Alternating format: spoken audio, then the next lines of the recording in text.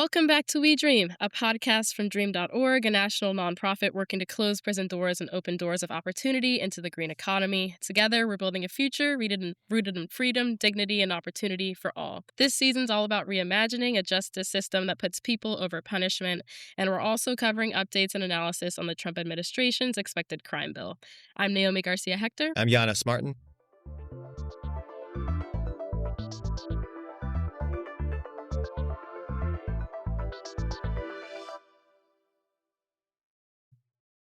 Today marks episode 8, and we're back from a mid-season break that was relatively short-lived, given that lots has been happening, and we want to be here to bring to you the latest analysis. And today's episode will be brought to you by yours truly, as well as our Government Affairs Director, Kandia Milton. Kandia, thanks for being back for another episode.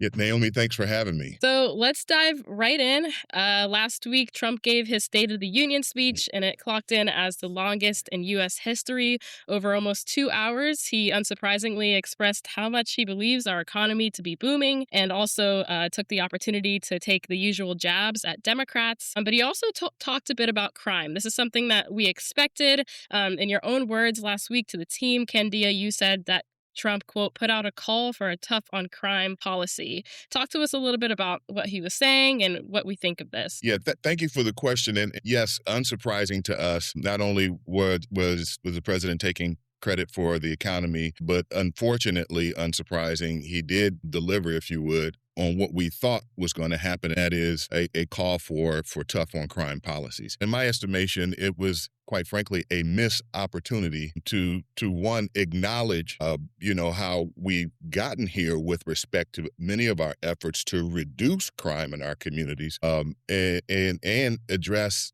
some of the underlying mental health challenges that we're seeing throughout the country. So there were 3 areas that the president did lift up as in this space of crime.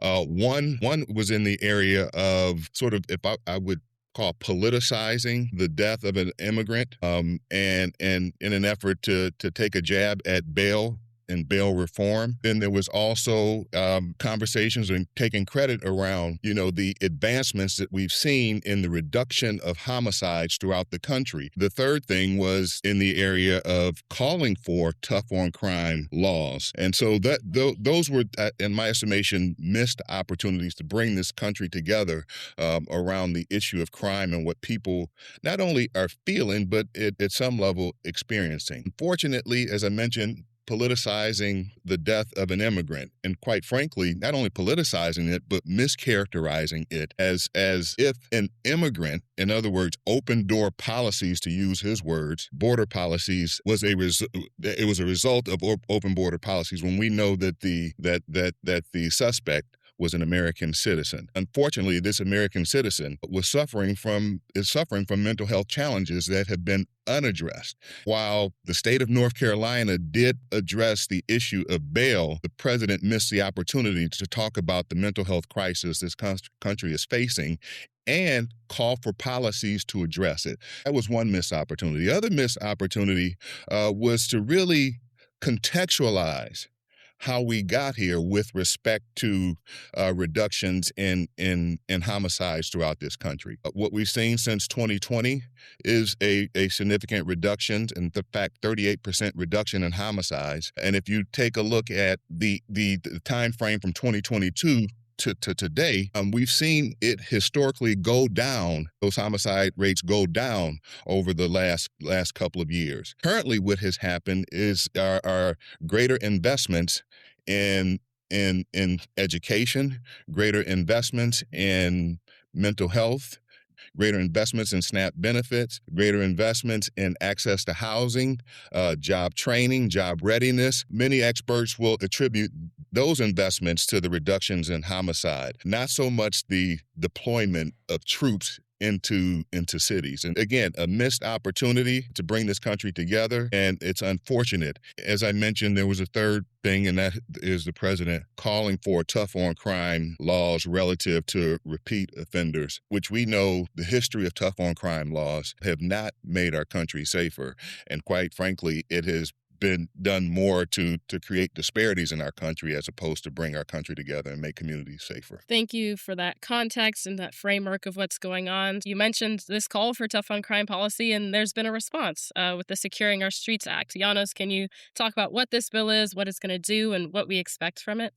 Sure. Well, this legislation was introduced the day after the State of the Union by House Republicans, who, in introducing it, said they were responding to Trump's State of the Union message. It would condition the federal allocation of $10 billion that would go to states to support their correctional systems, to support operations in correctional systems. It would condition that money on states enacting three distinct provisions. The first one is mandatory sentencing enforcement. That means it would be harder for states to use policies that we've known to be successful, where people can come home from prison earlier based on good behavior or programs that they do in prison. In fact, some of the very notions that were promoted by the First Step Act, which Donald Trump signed in his first term in office. The second condition would be for states to change their pretrial detention laws. This, again, as Kandia mentioned, goes to the bail reform issue that Republicans have been talking about for years. We did a whole episode talking about bail reform policies and why Republicans have the wrong approach on it. Lastly,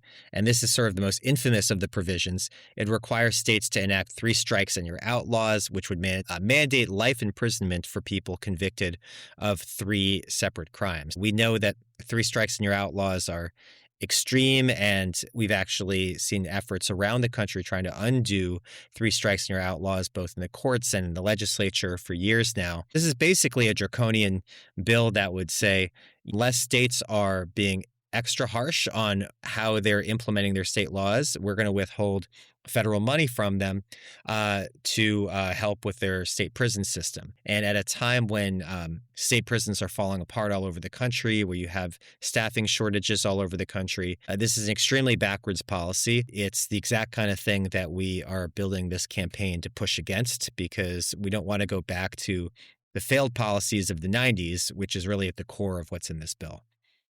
It's interesting because I know you all have had a number of conversations around the crime bill. If we were to take a step back and bring us up to current, this organizing has started last summer when we kept hearing these grumblings around a tough on crime bill. And then we went from there to now seeing evidence of it in the form of a DC crime bill. And then the bail reform or bail bill that came out. And then now we're here today talking about this efforts around being more punitive with respect to repeat offenders. And unfortunately, our concerns seem to be materializing. The approach, I think, is certainly the right approach that we're taking, educating our communities and our empathy network. Appreciate what you all are doing with this podcast.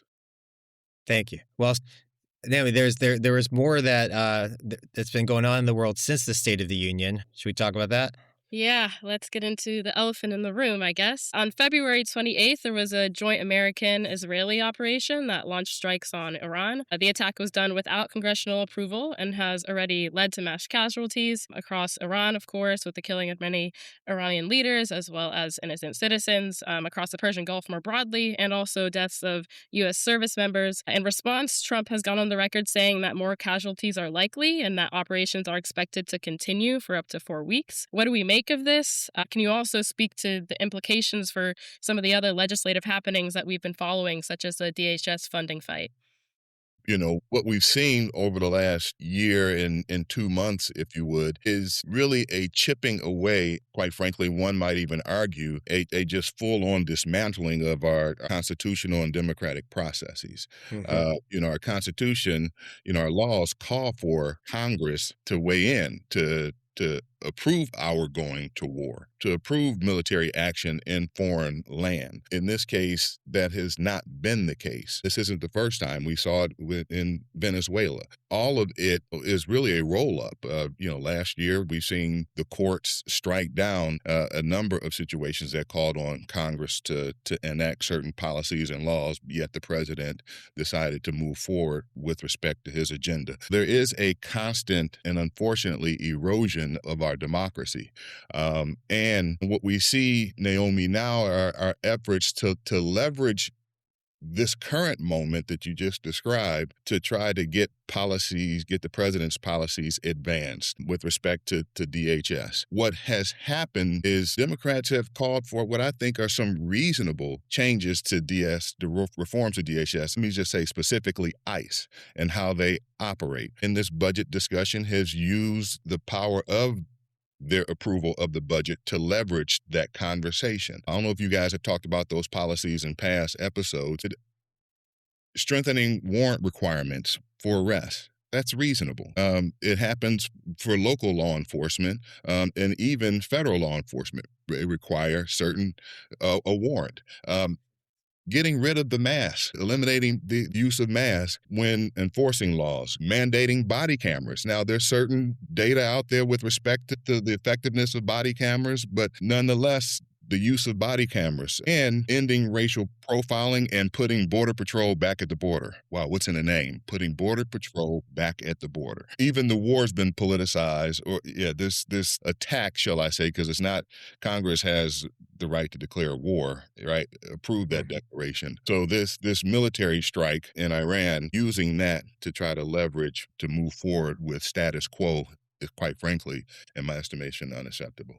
And Kandia and I are from the same generation that 23 years ago saw a administration previously bulldoze America into war. It's crazy to think that George Bush actually used more process than Donald Trump did. I mean, we all thought that was borderline illegal, what the Bush administration did. Certainly that makes this beyond the pale. But we also need to think about the connection between these foreign wars and domestic policies, because it was the war on terror, the aftermath of 9/11 and the lead up to the war in Iraq, under which the Department of Homeland Security was created, and permission structure given inside of government, although never really given by the American people, to enact the wide mass surveillance operation that we live with today.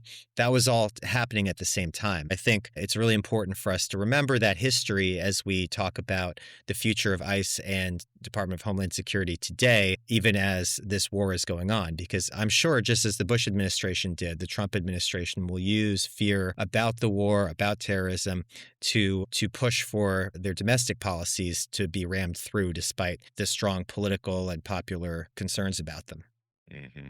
That normalization that which you alluded to, is really what I'm fearful of, right? It's the surveillance policies have been normalized, and we don't even, for the most part, don't think much of it. It's like kind of what happens. It's our new normal, no longer new. If we allow this moment to continue, it will too be normalized and further erode our democracy. Yeah, and I guess to that, in the last episode, we spoke with Insha Rahman from the Veer Institute about what a serious about safety set of policies and messaging could be like. I think that's more important in this moment than ever, because in moments of war, in moments of terrorism fears, fear is what drives public safety policy. And if you go back and listen to the last episode, we spent a lot of time talking about what real safety looks like. And I think we need to get that message out there more than ever in this moment.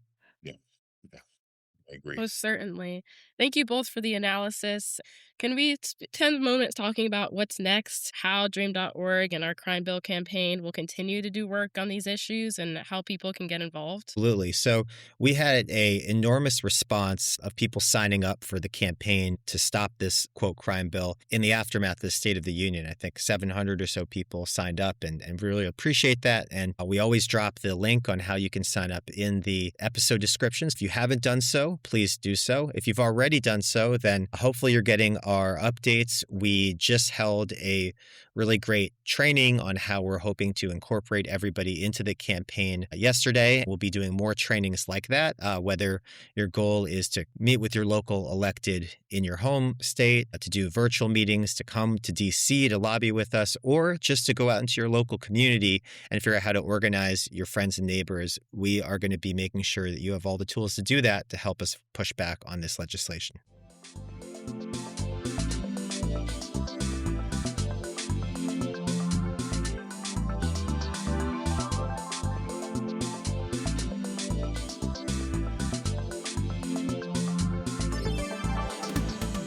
Thank you so much for listening. And thank you, Kandia, for joining us again today. This episode was recorded on March 2nd, 2020. Like Janos said, check that link in the description to sign up for our crime bill response team.